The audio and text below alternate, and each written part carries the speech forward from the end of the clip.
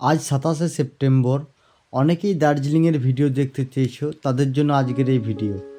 দার্জিলিংয়ের অবস্থাটা কতটা খারাপ তোমরা দেখতে পাচ্ছ। বাড়িতে জল ঢুকে যাচ্ছে, অবস্থা খুবই খারাপ। দোকানপাটে কিন্তু জল ঢুকে যাচ্ছে। প্রচণ্ড বৃষ্টি হচ্ছে সকাল থেকে এখান থেকে, কিন্তু দার্জিলিং কিন্তু সকাল থেকে প্রচণ্ড বৃষ্টি। সারি সারি দিয়ে গাড়ি দাঁড়িয়ে পড়েছে, পুরো একটা অবরুদ্ধ জীবন। আর দেখতে পাচ্ছ জলের তোড় দেখতে পাচ্ছ। পাহাড়ে কিন্তু এই সময় প্রচণ্ড বৃষ্টি হচ্ছে।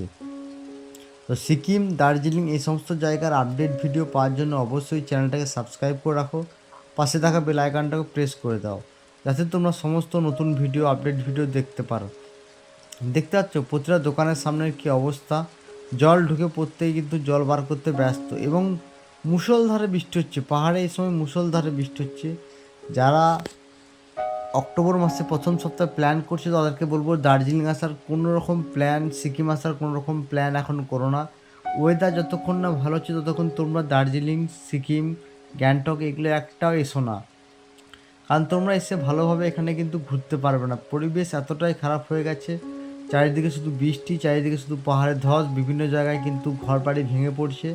এবং মানে কি বলবো, জীবন একটা অবরুদ্ধ এখন এই মুহূর্তে। পাহাড়ে যারা এসে পৌঁছেছে বা যারা আছে, তারা বুঝতে পারছে যে কী অবস্থা। তারা ভাবছে যে কত তাড়াতাড়ি আমরা নিচে নেমে যাব পাহাড় থেকে, কারণ পাহাড় বৃষ্টিতে কিন্তু খুবই ভয়ঙ্কর। কখন কোন বাড়িটা কখন কি ধসে পড়বে কেউ বলতে পারবে না। এবং রাস্তাঘাটের মানে কি বলবো, অবস্থা খুবই খারাপ। দেখতে পাচ্ছ সারি সারি বাস কিন্তু দাঁড়িয়ে আছে দার্জিলিংয়ে। অবস্থা খুবই খারাপ, রাস্তার ওপরে কিন্তু সমস্ত গাড়ি দাঁড় করানো।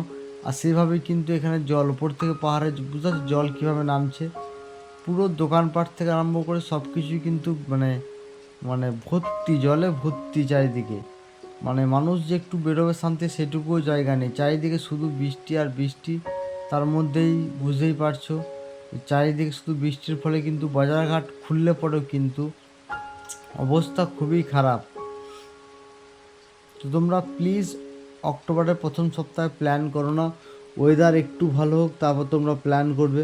দেখতে পাচ্ছ কীভাবে কিন্তু জল নামছে পাহাড় থেকে নিচের দিকে, এবং এই সমস্ত জল কিন্তু আস্তে আস্তে পাস হবে। রাস্তাঘাট ভেঙে যাওয়ার চান্স আছে, রাস্তার পিচ পর্যন্ত উঠে চলে গেছে। কিছু কিছু জায়গায় কিন্তু রাস্তার পিচ উঠে গেছে। যে কোনো সময় কিন্তু পাহাড়ের যে কোনো বাড়ি কিন্তু এই মুহূর্তে ভেঙে পড়তে পারে।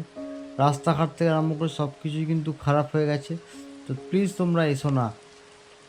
আর আসলে পরে তোমরা তোমাদের যে ট্যুর প্ল্যান আছে সেগুলো আপাতত এখন ক্যান্সেল করো, পুজোর পর প্ল্যান করো।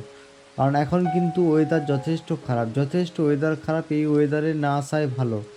তোমরা ভালো করে জানো এই পাহাড়ে এখনও 2 থেকে 3 দিন বৃষ্টি, 2 থেকে 3 দিন বৃষ্টির মধ্যে পাহাড়ের যে ক্ষতি হবে তা তোমরা ভাবতে পারবে না। কারণ NH10 কিন্তু আপাততভাবে কিন্তু প্রায় সময়ই বন্ধ থাকছে, রাস্তা ব্লক হয়ে যাচ্ছে।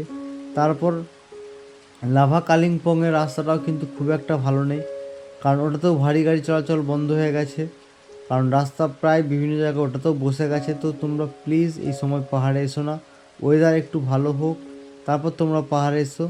বৃষ্টিটা থামলে পরে হয়তো পাহাড় আরও সুন্দর লাগবে। পুজোর সময় হয়তো যদি বৃষ্টি থেমে যায়, বৃষ্টি না হয়, সেক্ষেত্রে তোমরা পুজোর সময় কিন্তু প্ল্যান করতে পারো দার্জিলিংয়ে।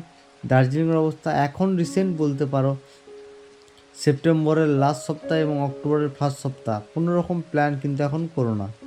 এই দুটো বাদ দিয়ে তোমরা প্ল্যান করো। আশা করি তোমরা দার্জিলিং ভালোভাবে ঘুরতে পারবে এবং দার্জিলিং ঘুরে তোমরা আনন্দ নিয়ে বাড়ি ফিরবে। এটাই আশা রাখি তোমাদের কাছে।